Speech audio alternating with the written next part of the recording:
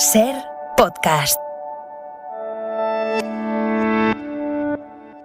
Lo nuestro duró lo que duran 2 peces de hielo en un whisky on the rocks. Mírate en los libros como en un espejo y ábrelos como una ventana. Lee y verás. Y es que tenían razón sus amantes, con él hay un antes, pero un después no. La ventana de los libros, con Benjamín Prado. Sus famosos 19 días y 500 noches se me hicieron largos. Benjamín, amigo, ¿qué tal? Buenas tardes. Hola Robert, buenas tardes. ¿Cómo estás? Bueno, todas las semanas son importantes para los libros, para nosotros, quiero decir, pero esta especialmente, que bueno, el viernes es 23 de abril, con el significado, el sentido que tiene eso, ¿no?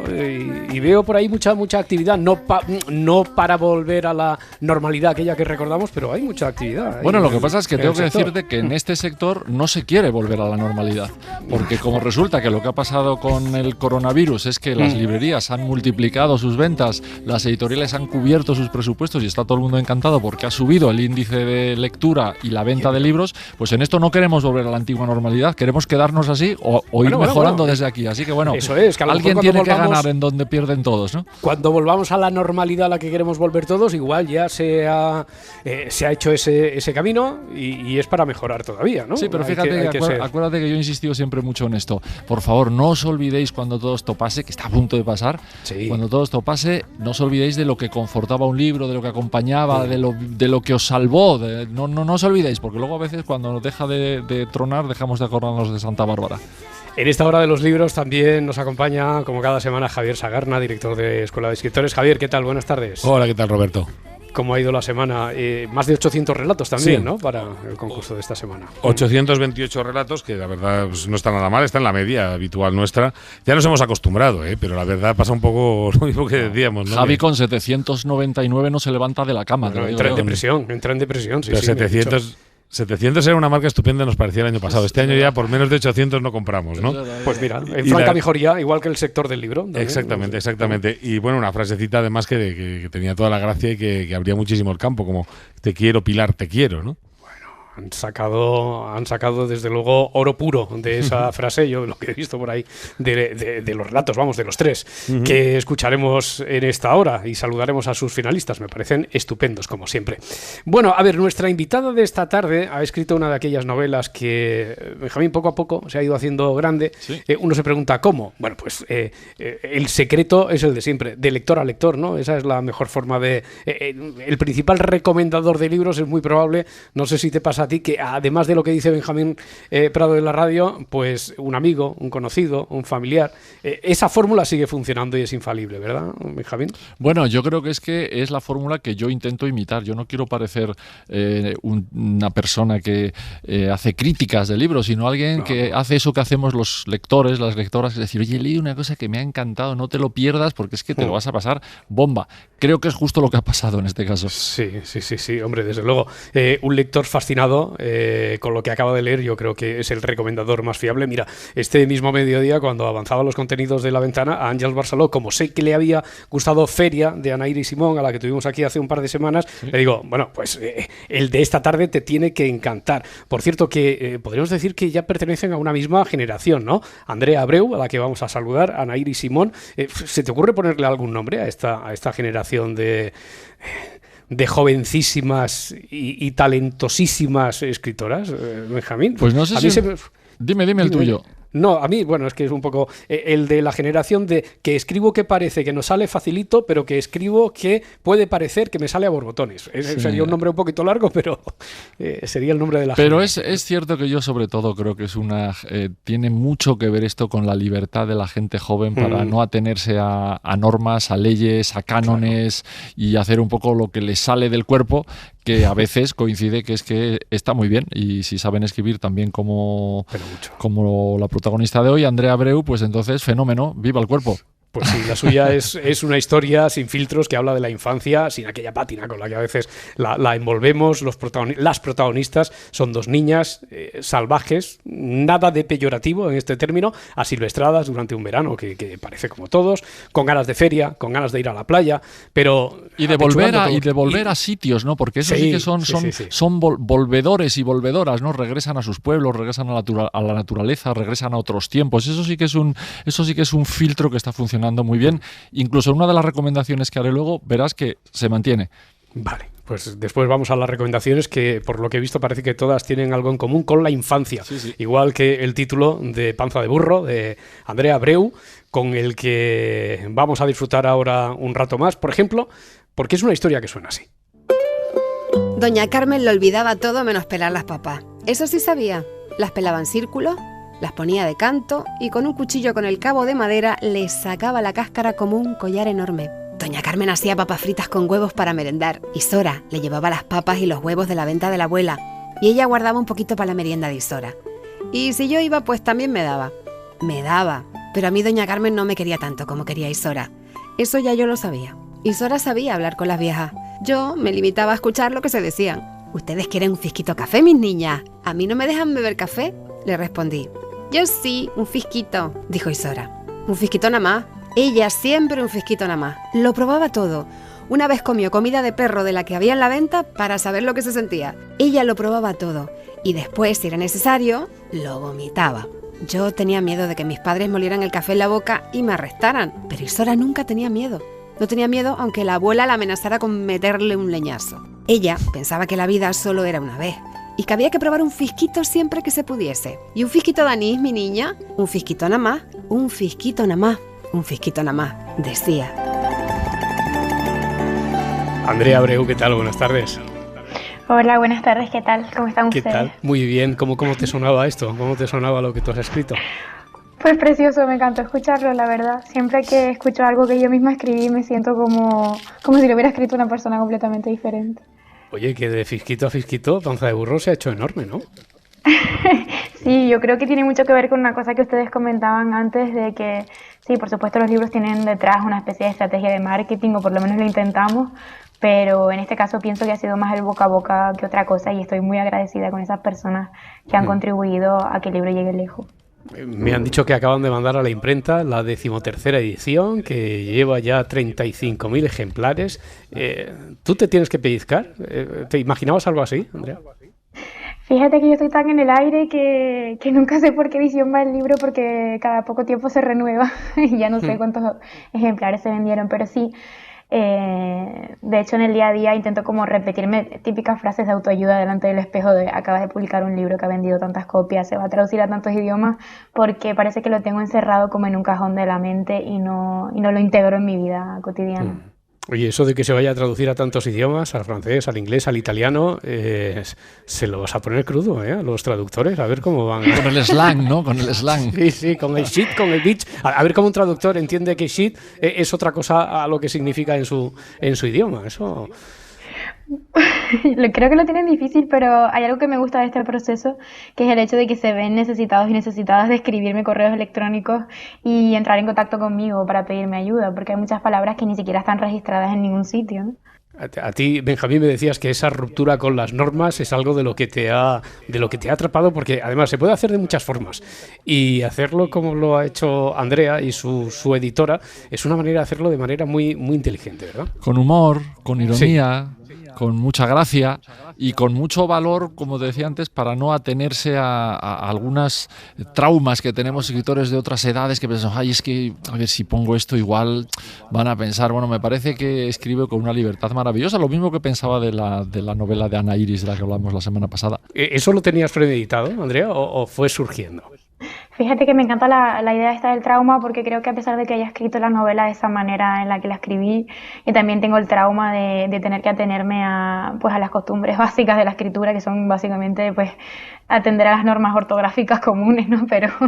Pero pienso que tomé la decisión de emplear una serie de herramientas, de crear una especie de de modelo propio para contar una historia que era muy concreta y que hasta la fecha no tenía otras referencias, ¿no?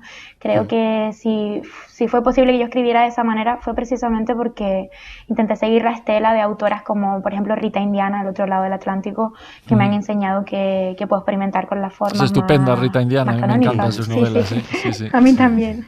Bueno, Tomás, es algo que siempre se ha hecho. Es decir, uno de los méritos del narrador, de la narradora, es conseguir reproducir algún tipo de habla de un determinado lugar o una determinada gente. En el fondo, La colmena de Cela es eso, ¿no? Gente hablando como hablaba la gente de la posguerra en los cafés de aquella época. Bueno, pues es algo que se repite en la literatura y que es una de las cosas que salva para la literatura el lenguaje hablado, digamos, ¿no? Sí, de hecho creo que no sé si lo conseguiré, pero me gustaría escribirme a una tendencia muy actual, que son aquellas autoras latinoamericanas nacidas en los 70 y en los 80 y incluso en los 90, como son, por ejemplo, Fernanda Melchor o Selva Almada o Pilar Quintana, ¿no? Todas aquellas autoras que buscan una especie de hiperrealismo en el lenguaje, que es un concepto que le escuché a Fernanda Melchor justamente hace poco en una entrevista. Sí, Fernanda Melchor estupenda, y de Pilar Quintana estuvimos hablando, ¿te acuerdas, Robert? La semana pasada aquí o la anterior, ¿no? Es una novela con la que ha ganado el premio Alfaguara, de hecho, ¿no? Claro. Sí. La tengo sobre la mesilla y todavía no la he leído, pero tengo muchísimas ganas de leerla, porque La perra me encantó.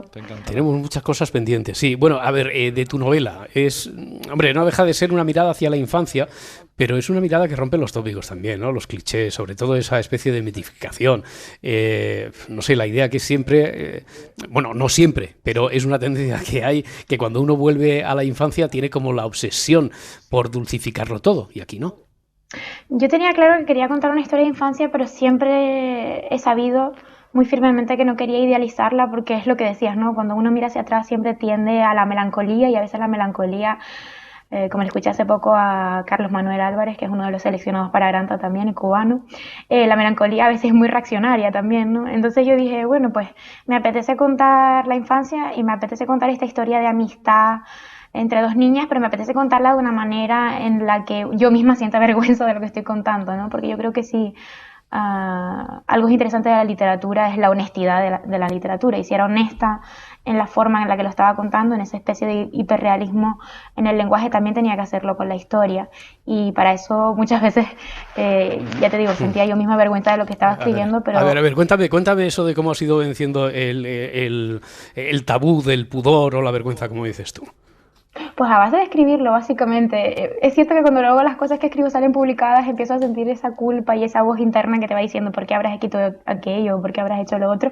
Pero creo que se consiguen mucho más cosas y es mucho más gratificante el ejercicio de la escritura cuando una es honesta y sobre todo cuando tensa los límites, porque eso es lo que a mí me interesa. Tanto en el lenguaje como en el contenido de las historias me gusta tensar los límites, sobre todo en la cuestión de la belleza. Yo creo que determinadas cosas que aparecen dentro de Panza de Burro canónicamente no se considerarían bellas, pero a mí me interesa mucho encontrar nuevas formas o formas diversas de contar lo bello, y creo que esa fue la intención de Panza de Burro, ¿no? Una manera de narrar el amor o el enamoramiento de una forma poco convencional. Qué bella es la amistad entre las dos. ¿Volvemos alguna vez a querer a nuestros amigos de la manera animal que lo hacemos en la infancia? Qué complicado. A mí me gustaría seguir haciéndolo, pero pienso que precisamente si escribí esta novela es porque tenía la certeza de que nunca voy a recuperar esa rabia en los afectos que tenía cuando era pequeña, ¿no? Yo creo que uno se va desencantando, se va volviendo como mucho más reticente a la hora de aproximarse a los otros. Tienes como ya una experiencia que no tenías de pequeña, y me encantaría volver a ese salvajismo. Creo que en el día a día hago los esfuerzos por conseguirlo, pero es una cosa que no estaba nada naturalizada, ¿no? Está es que el muy tiempo cambia los afectos por los defectos, y empieza uno a vérselos a la gente y todo se pone boca abajo. Me encanta mucho eso. Sí. Y a ver, tengo la tentación de decir Isora. ¿Cómo es Isora? Es como una señora atrapada en un cuerpo de niña. ¿O no? Fíjate que Isora es una cosa muy complicada, porque hace poco, no me acuerdo quién fue, alguien me dijo que le parecía cuando leía el libro que nunca se podía imaginar a Isora. si acudías evidentemente a la portada, pues alguna de las dos niñas la seleccionabas y decías, bueno, esta me parece Isora. Pero si tú lees el libro con independencia de la portada, en realidad en ningún momento queda muy claro cómo es Isora. Isora es una niña que tiene unos pelos y unas uñas determinadas y unas formas determinadas del cuerpo, pero que no te puedes hacer una idea concreta de cómo es ella. Yo creo que al final Isora sí es una idealización de una amiga en la infancia, ¿no? Aquella amiga a la que una se quería parecer y a la que quería imitar perpetuamente, ¿no? Como una idea de diosa, ¿no? De Dios que una se va creando en la infancia, una especie de amiga invisible, pero que es real, ¿no? Entonces yo creo que no sabría decirte cómo es Isora, pero sí es cierto que podría afirmar eso de que es una vieja en el cuerpo de una niña. ¿Y cómo es tu isla? ¿Y cómo es Canarias? Tenemos, por cierto, era el sábado, ¿no? Cuando publicabas una tribuna en El País en el que cargaba también con otro tópico, el de Canarias como paraíso. Si me permites, leo textualmente. A ver, y si esto es un paraíso, ¿por qué hay gente que no puede participar del paraíso? ¿Y por qué mis padres tienen el cuerpo destrozado por el paraíso y no pueden disfrutar del paraíso? Pues resulta que están ocupados en hacer que sean otros los que disfruten de ese paraíso a través del desgaste de sus rodillas y su espalda y su tendinitis aguda. Y si esto es el paraíso, ¿por qué expulsan a la gente de las casas del paraíso para luego construir hoteles y avenidas marítimas del paraíso? Pues fíjate que cuando yo empecé a vivir fuera de Tenerife, ¿no? En aquellas incursiones de intercambio con otros países como Italia, siempre fui una niña como muy inquieta con lo de viajar, estaba muy obsesionada con salir de aquí y ver mundo. Me fui dando cuenta de cuál era la mirada ajena, la mirada de fuera de lo que es Canarias y de lo que es mi isla y todo lo que implica esa exotización extrema de lo que es vivir en una isla, que supongo que también le ocurrirá a la gente del Caribe y tal. Y me di cuenta de que muchas veces coincidía con el hecho de que la gente tenía la misma mirada que las instituciones se habían empeñado en dar, ¿no? En crear de lo que son las islas, y que yo misma muchas veces coincidía y alentaba esa imagen de que Canarias es un paraíso, ¿no? Pero a medida que fue avanzando el tiempo me fui dando cuenta de que era estúpido hablar de un paraíso sin más, porque en un paraíso no hay esos problemas básicamente que narro, que es una especie de resumen, ¿no? Pero muy simple, de los problemas que hay en el paraíso, porque yo me fui dando cuenta de que la imagen que yo tenía creada en mi cabeza de lo que era mi territorio no se correspondía con la imagen de la realidad que yo había vivido, ¿no? Es decir, yo soy hija de un obrero de la construcción, hija de una limpiadora de casas rurales, entonces realmente yo tenía la mirada opuesta y siempre había intentado colocarme en el otro lugar que no entendía realmente y no me correspondía. Y cuando me di cuenta de que era mucho más interesante hablar abiertamente o intentar generar ficciones que estuvieran basadas en mi propia experiencia, era mucho más interesante que realmente seguir generando narrativas que estaban en lugares más céntricos y no tanto en la periferia, ¿no? Quizá lo que pasa es que el problema del turismo exacerbado, ¿no?, es que convierte a las personas en parte del paisaje, ¿no?, en parte del folleto de la agencia de viajes, como si no tuvieran sus propios problemas y tuvieran que solucionarlos, ¿no? Sí, parece como que siempre somos el atrezo de nuestra propia vida y eso me gustaría romperlo, la verdad. No, yo creo que ya lo has hecho, que ya lo has roto, porque además, sí, además nos has mostrado otra belleza, más salvaje, si se quiere, más brutal, mucho más tierna, mucho más profunda, pero otra belleza de la isla y de Canarias. Muchísimas gracias. Sí, es lo que... No sé a ti, Benjamín, tampoco... Pero yo he tenido esa sensación. A mí me parece que y paseando de la mano de la narradora, ¿no? Ella antes ha dicho una cosa que me ha encantado, que es la rabia de los afectos. Hombre, yo creo que esta es una novela dulce pero con dientes, ¿eh? Da mordiscos también, ¿eh? Sí. O sea, es un verano que no parece verano, sin playas, sin piscinas, aun estando la playa y las piscinas allí. Dice, era junio, pero podía haber sido cualquier otro mes del año, en cualquier otra parte del mundo. Era junio y hacía solo un día que las clases habían terminado, pero yo ya estaba sintiendo ese agotamiento inmenso, esa tristeza de nubes bajas sobre la cabeza. No parecía verano. Mi padre trabajaba en la construcción y mi madre limpiando hoteles, que es lo que decíamos antes. Oye, a escribir así como se aprende, Andrea. Equivocándose mucho, creo. Que de hecho creo que hasta panza de burro podría considerarse un error, ¿no? Pero creo que es bonito equivocarse y aprender a medida que uno escribe. Pienso que básicamente se suele decir cuando uno escribe, suele repetir esta frase tan manida de escribir se aprende leyendo, ¿no? Que es lo típico que uno dice cuando no sabe qué decir. Pero sabes que últimamente me he cansado un poco de decir esa frase, y el otro día en un taller al que estoy asistiendo con Mariana Enrique, que es una de mis grandes referentes también, Dijo algo así como que a escribir se aprende leyendo, sí, pero también se aprende escuchando, ¿no? Y me lo apunté, me acuerdo en las notas del móvil y parece como que ahora esa es mi Biblia, esa frase. Y es cierto, porque yo creo que a pesar de que yo fui una niña que llegué tarde, muy tarde a la literatura, yo pude acceder a una literatura mucho más antigua en la historia humana, que es la literatura del habla, ¿no? Entonces, cuando yo escuchaba a mis mayores, escuchaba a mis vecinos y escucho todavía a mis padres y a mis amigas y en general a la gente de Canarias hablando, aprendo mucho. Yo creo que se aprende mucho escuchando a las personas sentándose en un bar y oyendo unos viejos tomándose un vaso de vino y una sardina salada. A ver si tengo un dato yo mal aquí, ¿no? A ver si tengo yo un dato erróneo. A ver, naciste en 1995, ¿sí? Exacto, sí. No, como dices que llegaste tarde a la literatura. Se refiere a ayer. Ayer por la tarde, ¿no? Muchísimas gracias, porque hay gente que tarde, piensa claro. que sí, que eso es tarde. Claro, no. Se suele considerar que una si escribe tiene que ser una niña lectora, pero yo tengo que reconocer que no fui niña lectora, ¿no? Fui adulta bien, lectora, pues. Que es lo que... Y me alegro realmente, porque cuando estaba siendo niña hacía cosas de niña. Entonces luego llegué más tarde a la literatura, pero sí es cierto que llegué con una idea más o menos clara de lo que quería, ¿no? Porque llegué sobre todo también a través de movimientos políticos y demás, y me di cuenta de que me interesaba mucho la oralidad en la escritura, ¿no? No sé cómo nombrar ese tipo de escritura. Claro. Ya digo, esta máxima, Javier, como director de la Escuela de Escritores, como enseñante, ¿qué te parece? Esta que se ha ya grabado a fuego como una Biblia, decía ella, de escribir, se aprende leyendo pero escuchando sobre todo, oyendo. Pues puedo decir que estoy muy de acuerdo, ¿no? Yo creo que escribir se aprende de tres maneras. Se aprende leyendo, se aprende escuchando, que duda cabe, porque yo creo que el escritor es un gran vampiro, ¿no? Que va por la calle y va chupando todo lo que encuentra y todo lo que ve, y una de sus grandes herramientas para ello son las orejas, efectivamente, estar escuchando lo que sucede alrededor. Y a escribir se aprende, pues, en tercer lugar, escribiendo mucho, tirando mucho papel. Decía Hemingway que el mueble más importante en la habitación de un escritor es la papelera, ¿no?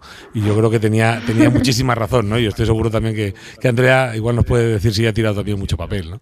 ¿Has tirado mucho? Vaya que sí, y incluso en Panza de Burro hay algunos capítulos que si alguien los rescatase alguna vez me moriría de vergüenza, porque uno como que al final escribir para mí, como comentaba, se parece mucho a lo de tirar a la papelera, porque lo siento como tirar barro a la pared y ver lo que pega, ¿no? Si pega, pues... Sobre todo para mí es una cuestión muy de sonoridad, de ritmo. Suelo escribir en un principio de una manera muy torrencial y luego ya al día siguiente o 2 días después intervengo de una manera mucho más fría y seria y me siento y pienso lo que escribí, digo, madre mía, qué locura, ¿no? Pero luego ya suelo hacer ese proceso, ¿no? Entonces sí tiene que ver con pegar barro en la pared, ¿no?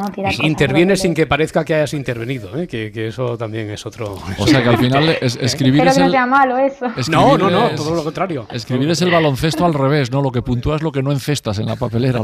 Qué bueno esto. Lo que se queda. Qué bueno. Es que Benjamín es poeta también, o sea, que eso...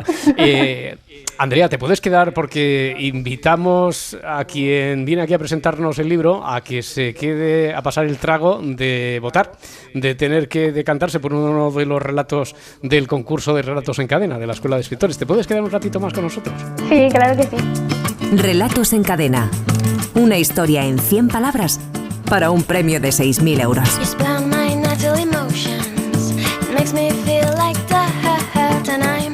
Relatos en Cadena con la Escuela de Escritores. Aquí está en su representación Javier Sagarna, director. Ha llegado ya también Mara Torres. Mara, ¿qué tal? Hola, buenas tardes. ¿qué tal? Buenas tardes a todos, ¿qué tal? Benjamín Prado, como es habitual, y hoy también votará y se queda con nosotros Andrea Abreu, autora de Panza de Burro, que no sé por qué hay quien sospecha que nos ha fascinado su novela. Bueno, ya sabes que hay entre líneas. Y los finalistas de esta semana, Rafa Soro. Rafa, ¿qué tal? Buenas tardes. Hola, buenas tardes. A ver, tengo aquí en tu ficha semanal, 50 años, ingeniero agrónomo en el Instituto Tecnológico de la Alimentación, eres de Valencia, y es la primera vez que eres finalista semanal, Rafa. Sí, la verdad es que sí, la primera vez que soy finalista, pero realmente es la segunda vez que participo, o sea que soy un novato. Bueno, muy sí, bien. La verdad es que esta semana es la rebelión de los novatos, si no ya lo verás. Vale, pues vamos comprobándolo, la rebelión de los novatos, para compensar cuando recibimos a aquellos que decimos, bueno, ya nos conocemos su ficha de memoria. ¿Qué estás leyendo tú ahora, Rafa? Pues mira, estoy acabando El año sin verano, de Carlos del Amor. Vale.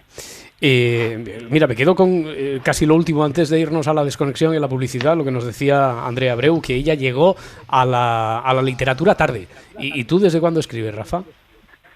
Pues realmente escribir tampoco se podría decir que escribo. Yo en mi época de adolescente, hace unos cuantos años de eso, pues sí que escribí algunos relatos y demás, pero la verdad es que desde entonces no había vuelto a escribir y escucho vuestro espacio desde hace muchísimos años y la verdad es que me encanta los relatos que llegan a las finales cada semana. Son, a lo mejor por eso, ¿no? Me veía un poco abrumado y no me daba el paso a participar por la calidad de los relatos que escuchaba cada semana, pero bueno, hace 2 semanas decidí sentarme y coger un folio y un bolígrafo y bueno, pues a la segunda, ¿eh? A la segunda. Sí. Esto es lo típico, Javier, Benjamín, que un día por otro, pues te dan los 50 años y no has escrito y al final te ves... lo vas dejando, ¿no? Lo vas dejando.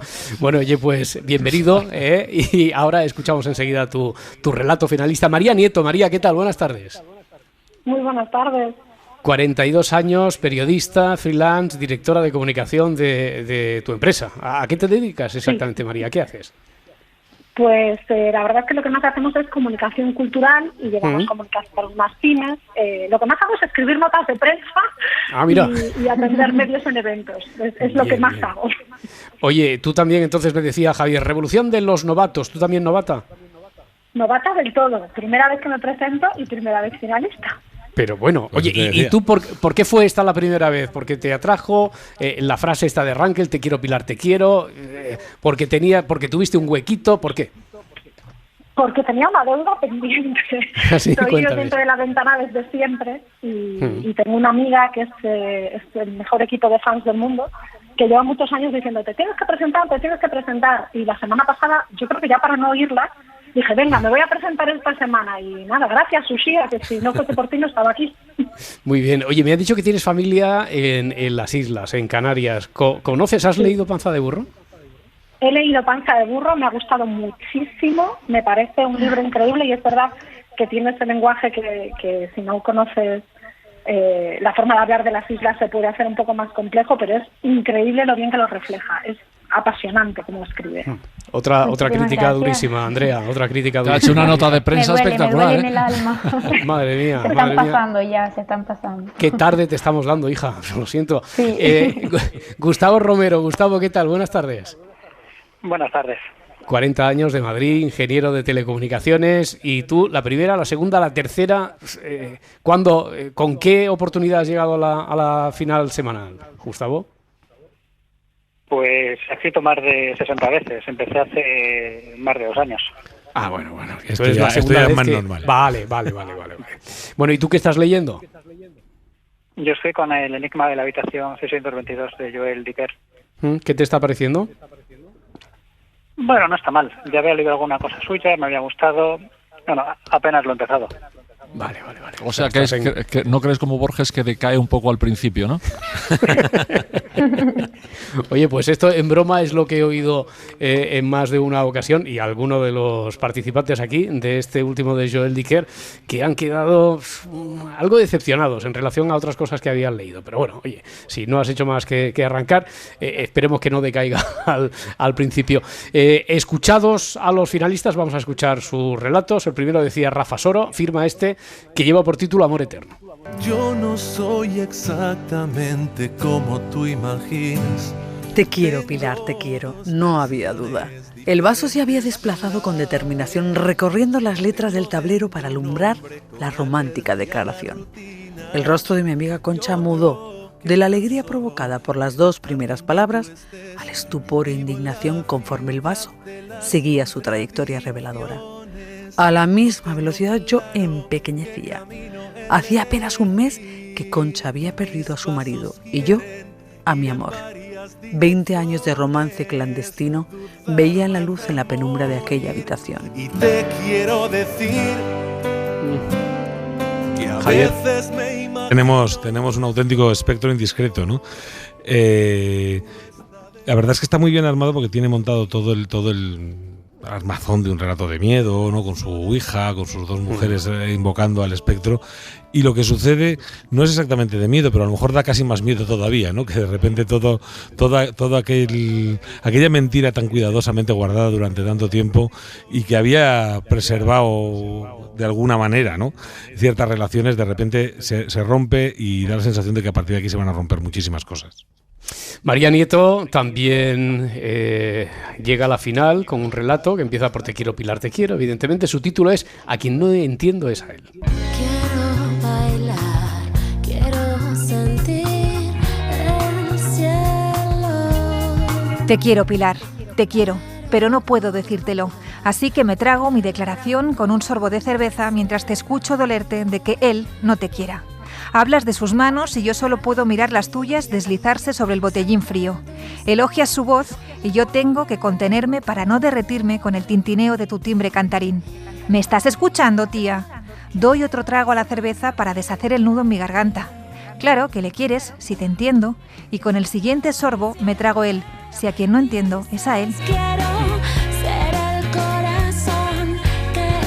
Y se entiende perfectamente, Javier. Se entiende todo perfectamente, ¿no? Sí. Decía antes Andrea, ¿no? Que escribir se aprende escuchando y también se aprende mirando, ¿no? Y esto es lo que tiene este relato. Este relato sobre todo es una mirada, no es la mirada enamorada de una mujer sobre otra, mientras esta le está contando algo que no tiene nada que ver con ella y que le está poniendo totalmente imposible, ¿no? Es un relato muy doloroso porque vemos que aquí no hay más que dolor, el dolor de una a la que no le hacen caso y el dolor de la otra que ni siquiera se atreve a plantearlo, ¿no? Entonces es un relato construido con eso, ¿no? Con una mirada precisa y unos cuantas gotitas de dolor.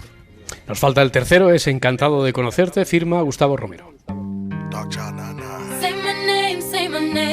Te quiero, Pilar, te quiero.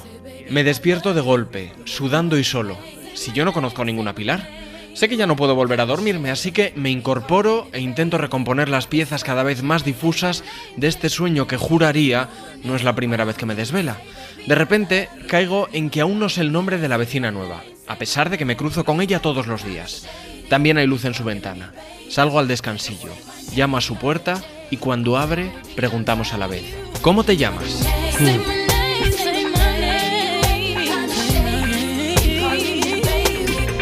¿Qué decimos de este último, Javier? Pues que lo mejor es cómo irrumpe en la última frase la fantasía, de repente, ¿no? Estamos viendo el relato, bueno, parece que hay uno que se despierta, que ha soñado con alguien, que no sabe muy bien, que está confuso. Bueno, de repente parece que se le ha ocurrido esto de la vecina, bueno, a ver si es la vecina que se llama Pilar, pero cuando de repente ella también le pregunta cómo te llamas, ahí es donde de repente lo que parecía que no iba a llegar a ninguna parte se convierte en un pedazo de relato, donde esto estaba sucediendo también al otro lado y qué está pasando aquí, ¿no? Y de repente irrumpe, pues no sé si lo sobrenatural, pero al menos sí lo extraño, ¿no? Lo extraño y nos deja y el relato se abre a los lectores, ¿no? Y nos deja a nosotros con la tarea de decidir si realmente pensamos que hay algo raro, que no, que hay. Bueno, nos lo deja para nosotros, que es una cosa muy bonita que puede hacer un relato. La tarea de decidir, tú lo has dicho, ahora está en nuestras manos. Bueno, primero son ellos los que votan. Gustavo, ¿con qué relato te quedas de tus compañeros? Pues me ha gustado mucho el de Rafa, Amor Eterno. Amor Eterno. ¿Y tú, María? Yo me quedo con el de Gustavo. Con el de Gustavo. Y tiene que votar Rafa. Sí, yo voto por María. Por María. Es decir, que ahora mismo tenemos un punto para cada uno de los finalistas. Y Benjamín. Pues la verdad es que me han encantado los tres, casi como muchas semanas, pero quizá hoy especialmente. Me voy a quedar con el de María Nieto, que me ha parecido muy tierno también. Muy bien. Andrea, ya dijimos, te advertimos de la dificultad, ¿eh? ¿Con qué relato te quedas tú? ¿Con qué relatos de los tres te quedas? Pienso que los tres son muy buenos, sobre todo porque los tres tienen una característica que me encanta, que es la cuestión de lo sensorial, está muy presente. Pero también me quedo con el de María porque me encanta toda la conversación interior que logran en tan poco espacio. Muy bien, 1-3-1, Mara Torres. Mira, yo me voy a quedar con el Encantado de conocerte, el que tiene ese encuentro en el... El de Gustavo, el último que hemos oído, ¿no? En el descansillo, ¿cómo te llamas?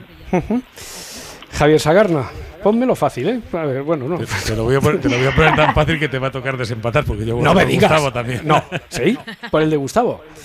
pues le gustaba. Es decir, que la cosa queda 1-3-3. Claro, Aupa, si estuviera aquí... Roberto. No, si estuviera aquí Francino, que por cierto os envía un mensaje cariñosísimo a todos y un beso muy fuerte en este momento. Igualmente. Si estuviera aquí todavía me quedaría la trampilla esta de votar a Rafa y que desempatara él, pero ante la obligación... Venga, el de María Nieto. María, enhorabuena. Muchísimas gracias. Gustavo, Rafa, enhorabuena también, muchísimas gracias, a seguir intentándolo. Y María, pasas a la final mensual. Y el resto a Muchísimas seguir gracias, pero estudiando. espero porque vaya competencia. Vaya competencia, exactamente. ¿Cómo queda la cosa para la próxima semana, Sagarna? Para dentro de 2, que la próxima semana tenemos ya final mensual. Pero Correcto. Aquí vamos a dejar la frase en a quien no entiendo es a él. Vamos a quitar el sí, que nos la complicaba un poquito de más. A quien no entiendo es a él. Tienen 2 semanas, hasta este jueves, no el siguiente, para enviar sus microrrelatos a través de la página web de la Escuela de Escritores, escueladeescritores.com, donde, por cierto, pueden votar también en la final mensual. Pueden asomarse para votar por alguno de los relatos finalistas de este mes. What would you do if I sang out of tune? Would you stand up and walk out on me? Ha estado muy presente esta tarde aquí en nuestra charla, porque desde luego lo está, es el espíritu de Panza de Burro, la infancia, amistades de la infancia, y algo de eso creo que es el común denominador de las recomendaciones literarias de los libros de esta semana, Benjamín, de las tuyas. Algo de eso no mucho, porque son vale, ni muy más bien. ni menos que 4 libros que tienen bastante que ver entre ellos.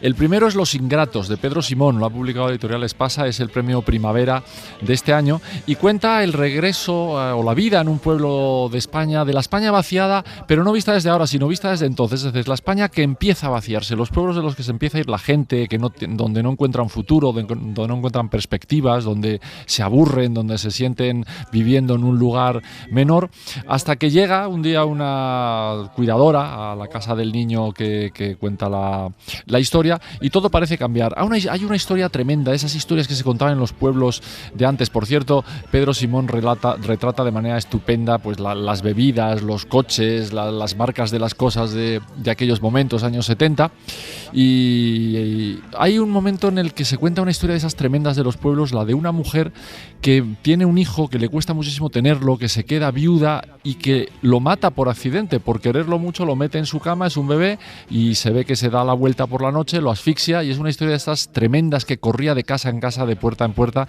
de esa manera en que ocurren las cosas en los lugares pequeños. Así que la primera recomendación es Los Ingratos, de Pedro Simón, una novela que me ha gustado mucho.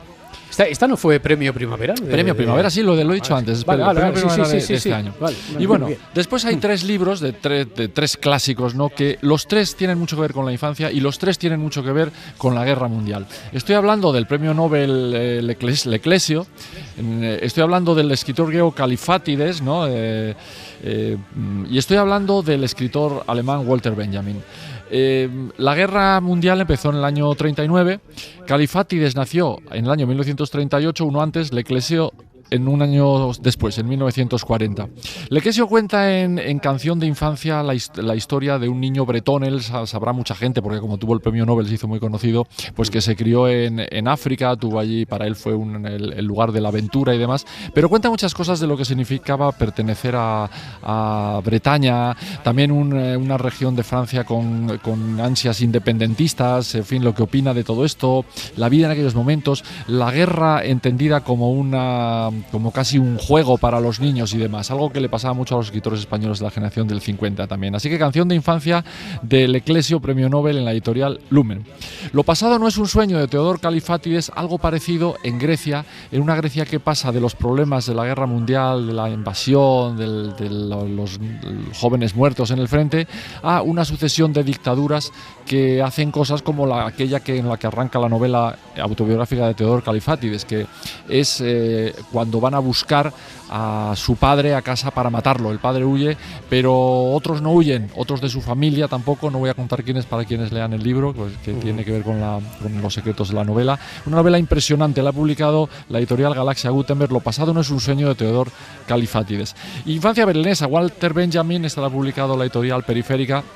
Era ya un hombre adulto cuando en la guerra, él nació en el año 1892. Todo el mundo conoce su historia, como perseguido por los nazis, al final en Portbou termina suicidándose, pero se conoce menos de sus años de niñez y los cuenta en este libro Infancia berlinesa de manera extraordinaria. Vemos la ciudad cómo va creciendo, cómo se va convirtiendo también en aquella ciudad a la que después va a llegar el diablo, el ejército del diablo, los nazis, y las estampas de que antes de que empiece la catástrofe pinta Walter Benjamin, que no olvidemos que además de filósofo fuera un gran poeta, pues son estupendas. Así que 4 libros sobre la infancia para acompañar a Panza de Burro. Andrea, que ha sido un placer. Primero leerte y después conocerte y charlar de Panza de Burro aquí en La Ventana. Un beso muy fuerte y mucha suerte. Igualmente. Gracias por todo, de verdad. Gracias. Y Benjamín, cerramos con un poema.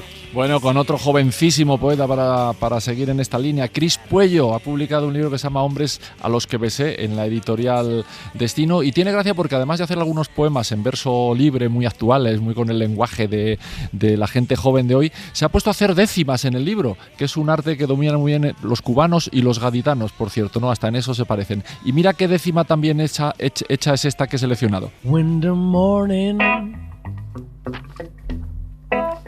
brings sunrise. Crecer es una aventura que dura toda la vida. Crecemos con las heridas debajo de la armadura.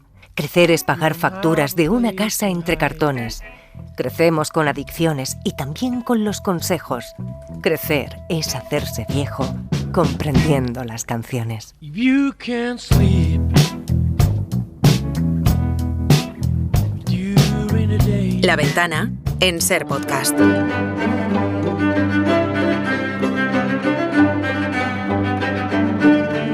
Nieves, ¿qué tal? ¿Cómo estás? Buenas tardes. Hola Roberto, hola Carlas, ¿cómo estás? ¿Cómo estáis? Hola, muy bien, muy bien.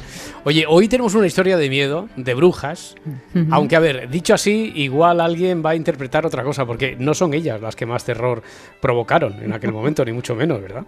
¿Qué va? Daban más miedo los que señalaban que ellas, pobreticas, ¿no? Hoy vamos a hablar de los famosos juicios a las brujas de Salem. Pero bueno, también es cierto que lo mismo podríamos hablar cualquier otro día de cualquier mes de aquel nefasto año de 1692, porque es que no hubo día de ese año en el que no se documentara una acusación, un interrogatorio o lo que peor, una ejecución, ¿no? Todo el rato. Aquel año estuvieron pasando todo el rato cosas en Salem. El 19 de abril de 1692 se celebró uno de los muchos juicios de Salem. 4 mujeres fueron juzgadas por brujería y una de ellas más adelante acabó siendo la primera ejecutada de aquellos procesos. A partir de ahí ya pillaron carrerilla y no pararon hasta asesinar, ahorcar a 19 personas más. Las pruebas se basaban, y cito, en evidencias espectrales, o sea, en fantasmas. Fantasmas, o sea, alucinante, ¿no? Lo de Salem fue delirante, una farsa montada por gentes sin piedad, muy crueles, con pruebas falsas, acusaciones inventadas, y lo malo es que siempre con Dios en la boca y el crucifijo en la mano. La pena es que los partícipes de aquellas estafas religiosas, encima se libran del infierno, porque como tampoco existe, ni siquiera los pueden mandar allí, ¿no? Lo más extravagante del proceso a las brujas de Salem es que las acusaciones las hacían niñas. ¿Cómo? Sí, en niñas. Esto era común en casi todas las acusaciones de brujería, en todo el mundo, ¿eh? Solían ser niños los que acusaban, que es muy parecido a lo que ocurría con los fraudes de las apariciones de vírgenes, ¿no? Ya no se aparecen porque como hay móviles con cámara, pues ya no se pueden aparecer, ¿no? Pero también en estos casos las doñas, bueno, pues se aparecían encima de un castaño, en una gruta o en mitad de un campo de alcachofas, pero siempre a niños, oye, siempre pastorcitos, qué casualidad, y por supuesto siempre analfabetos, pobres criaturas. Los niños son los que veían vírgenes y también los que identificaban brujas. Es lo que hace crecer bien adoctrinado.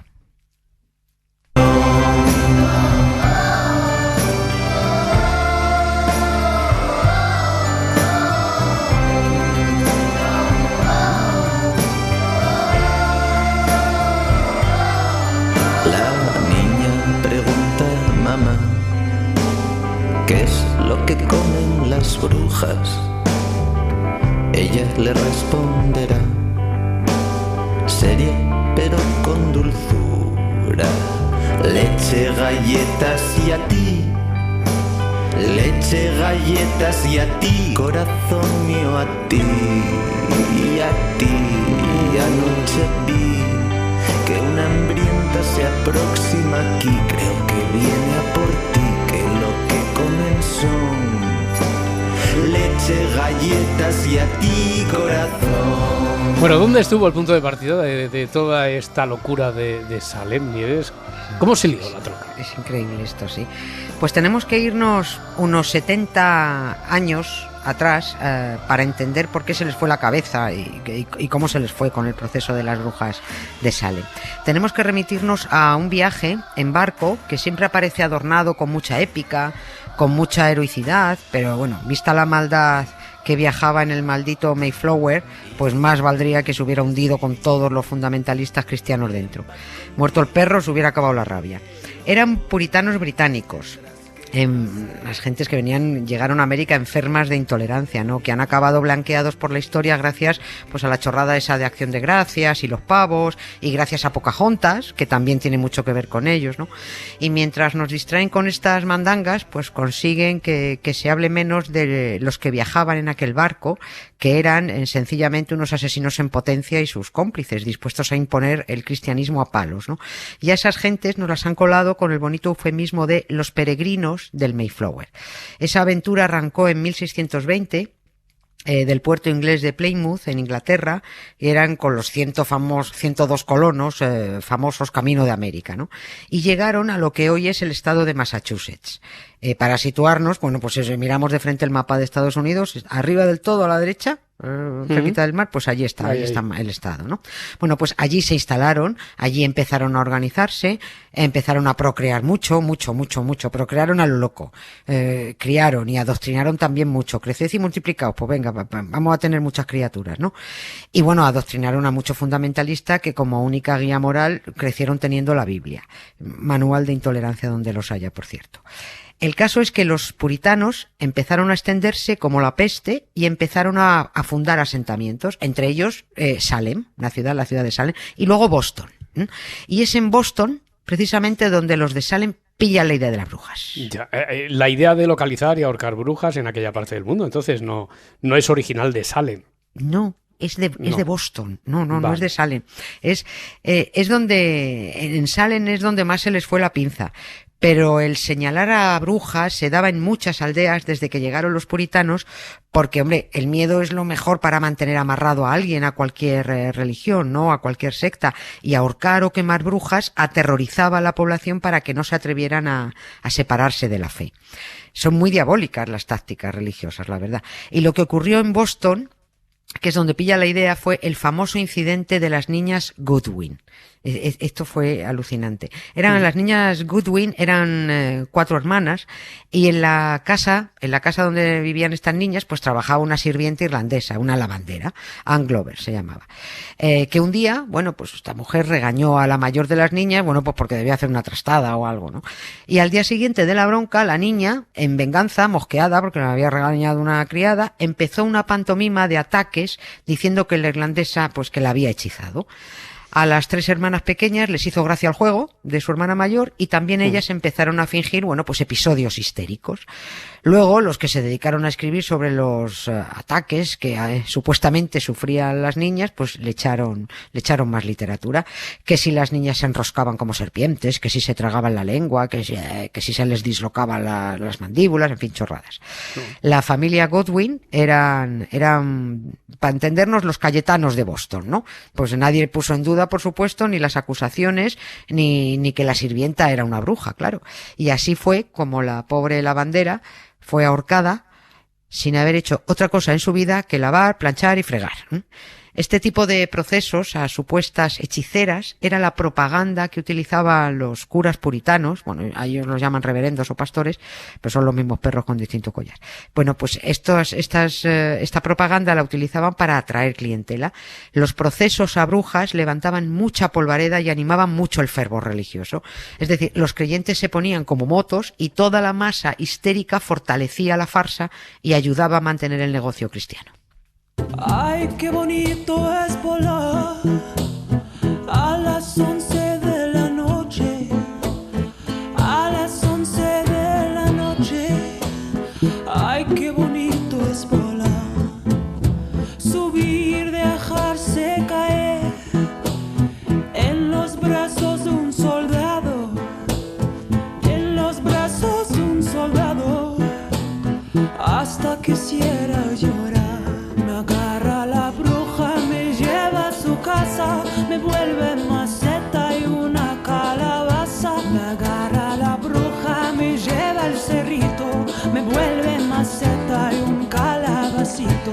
Bueno, ¿y las niñas lo tenían tan fácil como hacerse las hechizadas para señalar a alguien? ¿Nadie las frenaba? ¿Era así de sencillo? ¿Ya está? Así de sencillo. Es que, claro, es que lo loco es que era así de sencillo. Es más, las animaban a que lo hicieran, ¿no? Yeah. Sí, las hacían creer que eran buenas creyentes por ayudar a detectar al maligno en el cuerpo de las brujas.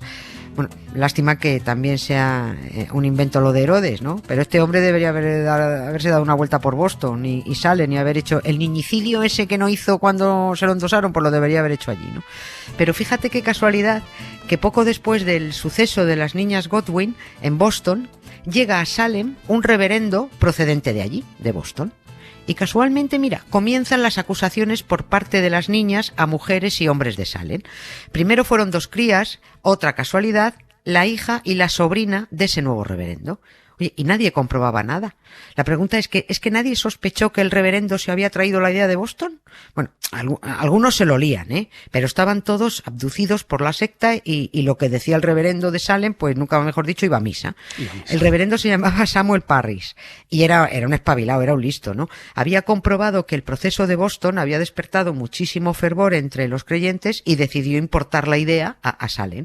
Y para las niñas, que estaban perfectamente adoctrinadas, aquello era un juego, solo era un juego. Y ese juego, que les parecía muy divertido, se extendió entre más niñas y resultó que hasta 15 chicas de allí, del pueblo de Salem, 15 chicas más encontraron muy excitante hacerse las hechizadas y acusar hasta a 200 ciudadanos de practicar brujería en Salem.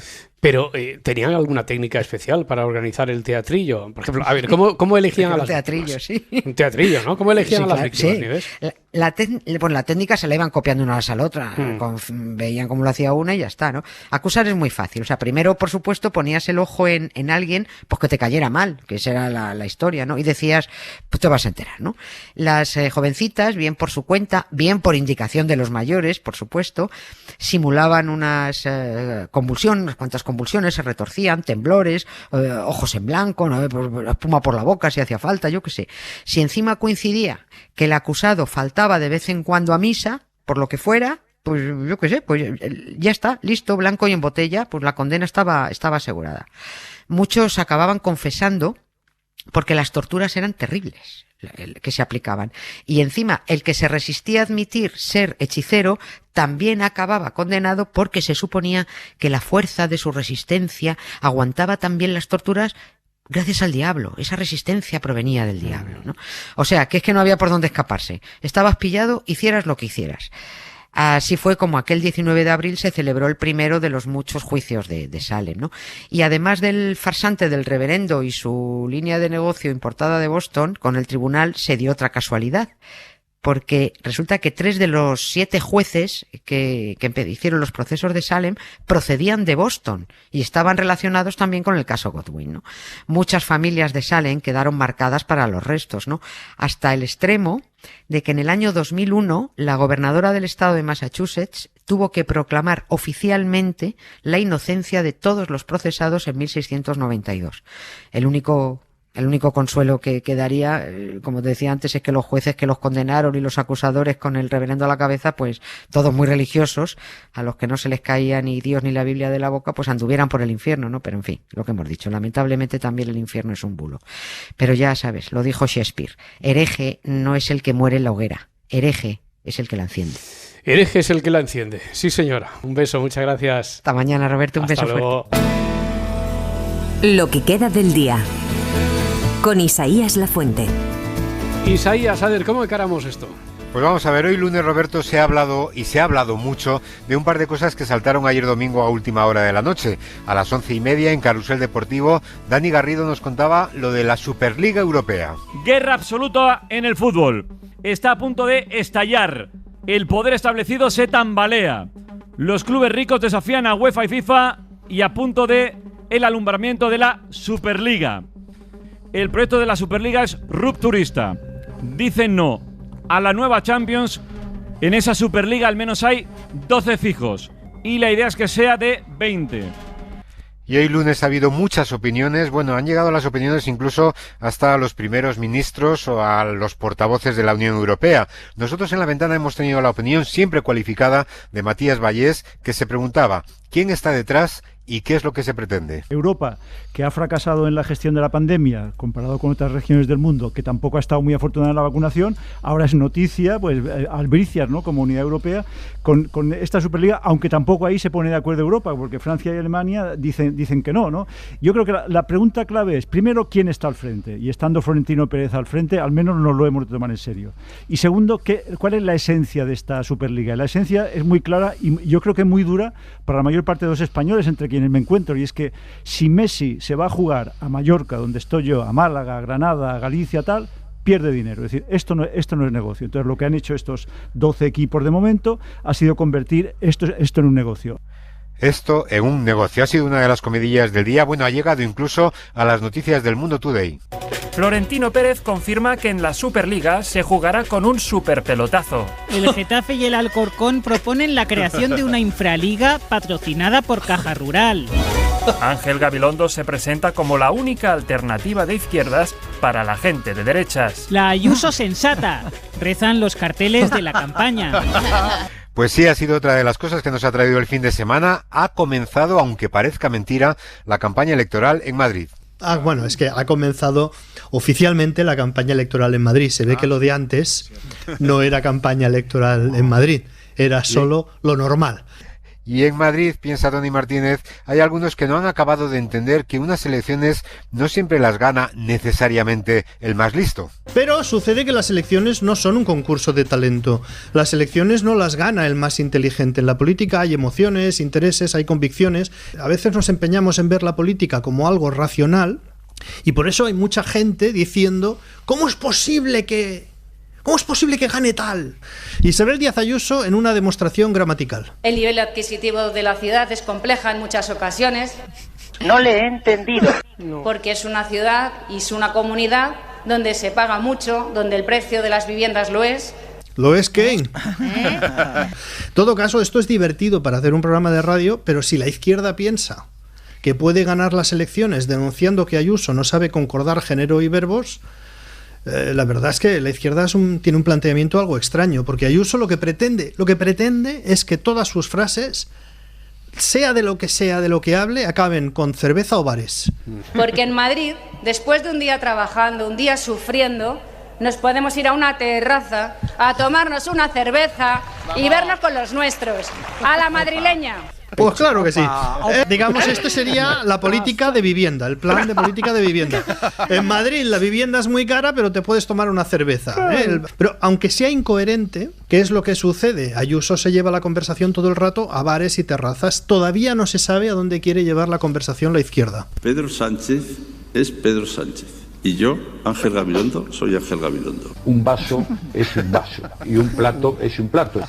En fin, una especie de regreso al pasado. Y ayer por la noche también, Roberto. Yo seré el viento que va, navegaré por tu oscuridad. Pues Miguel Bosé, navegando en su oscuridad, expuso sus teorías negacionistas en lo de Évole y se explayó, pero resulta que no quiso un cara a cara con un científico, al menos para contrastar sus opiniones. ¿Voy a conectar con el científico? No, vamos a ver, hemos dicho que no íbamos a hacer nada científico. ¿No? No. Pero tú te has hartado, ¿eh? No, vamos a ver. A ver, Miguel. Vamos a ver. Sí, incluso me has dicho, no cortes esto. Jordi, esto es feo lo que estás haciendo. No, feo no. Sí, porque yo no soy un profesional. Perfecto. Con eso me vale. Yo hablo con ciudadanía. Yo no me puedo hablar con ningún científico porque no tengo conocimientos suficientes. No tengo conocimientos, pero hablo de eso, y hoy Marco Antonio Aguirre pues tenía una opinión de lo de Bosé y de lo de Évole. Jordi Évole quería que Miguel Bosé hablara de la pandemia, y cuando Bosé lo hacía, Évole le decía: pero Miguel, ¿por qué hablas de la pandemia si no eres un científico? Háblame de la pandemia. Pero ¿cómo hablas de la pandemia sin saber? Háblame de la pandemia. Yo vi esa entrevista para ver si era verdad que por un lado había un Miguel y por otro lado un Bosé. Pero acabé descubriendo que por un lado hay un Jordi y por otro lado un Évole.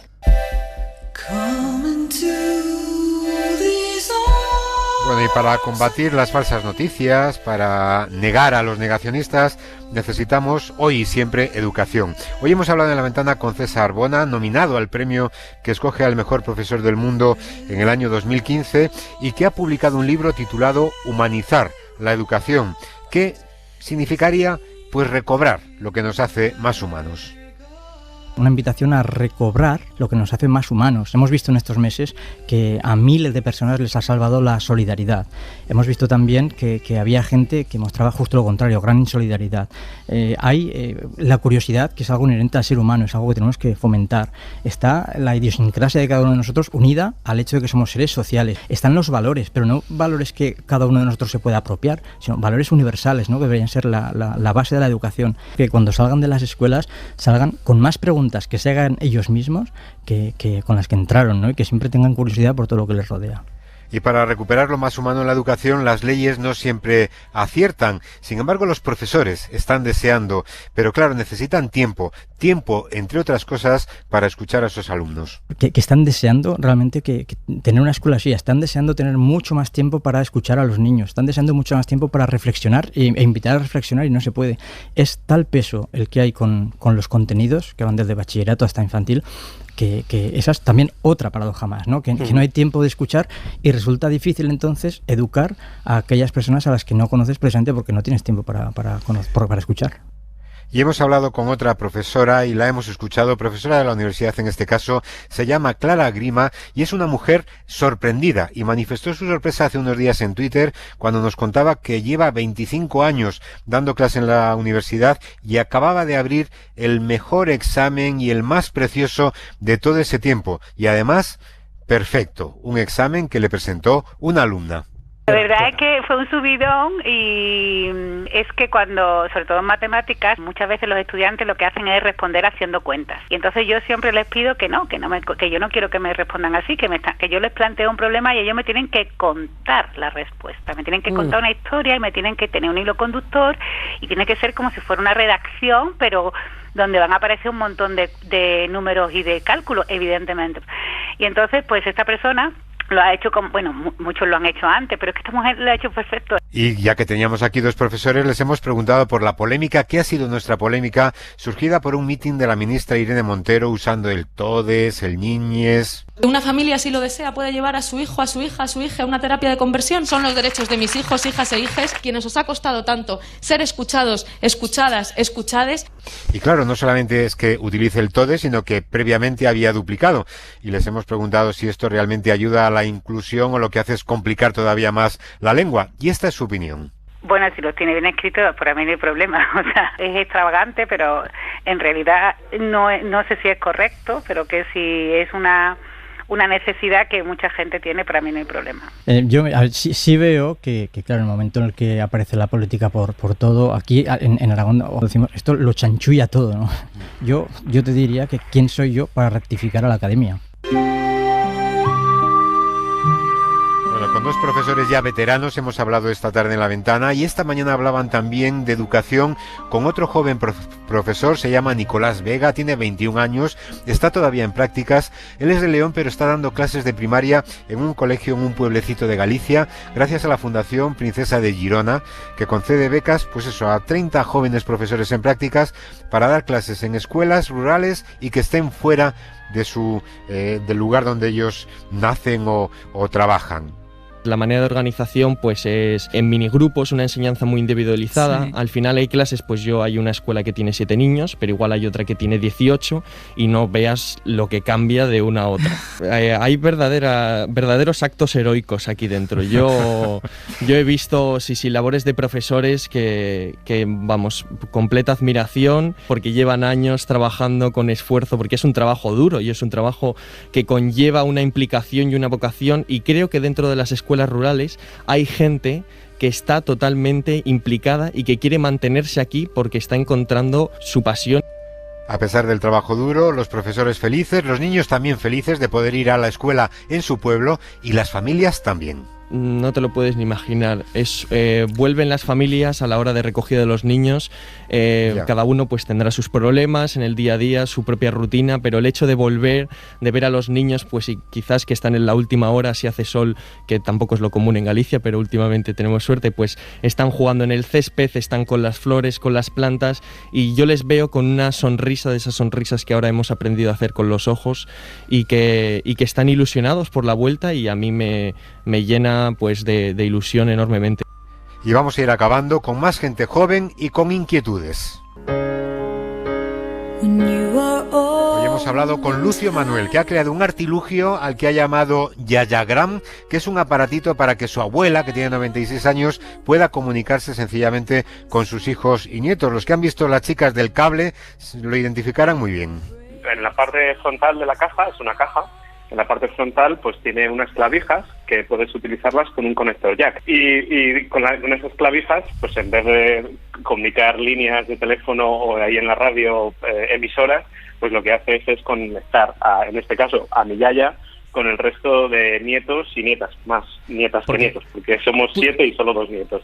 Pues ese es el invento para la abuela y esta ha sido la reacción de la yaya. Te mentiría si te dijera que ella dijo que esto va a revolucionar las comunicaciones a partir de ahora. Me dijo, ¿pero qué es este trasto tan grande? ¿Dónde lo vas a dejar? ¿Lo vas a dejar encima de la mesa? No, aquí no. Así que aquí la primera experiencia fue un poco difícil, pero luego a los 5 minutos le expliqué, mira, con esto vas a poder hablar con María, con Irene, con todas tus nietas. Y le expliqué cómo funcionaba y bueno, pues yo creo que más o menos se maneja. Y vamos, ayer fue el primer día que se lo instalé, vamos, ella no sabía nada. Y ayer por la noche ya pude con ella pues decirle, voy a cenar alcachofas, ¿tú qué vas a cenar? Y ella me decía, pues todavía no lo sé. Estuvo muy bien. Mucho amor hay detrás de ese intento, y de amistad y de amor también hemos hablado hoy en la radio. De amistad hablaban esta mañana con Eusebio Lázaro, que es actor y que es director teatral, y la amistad hay que currársela, venía a decir.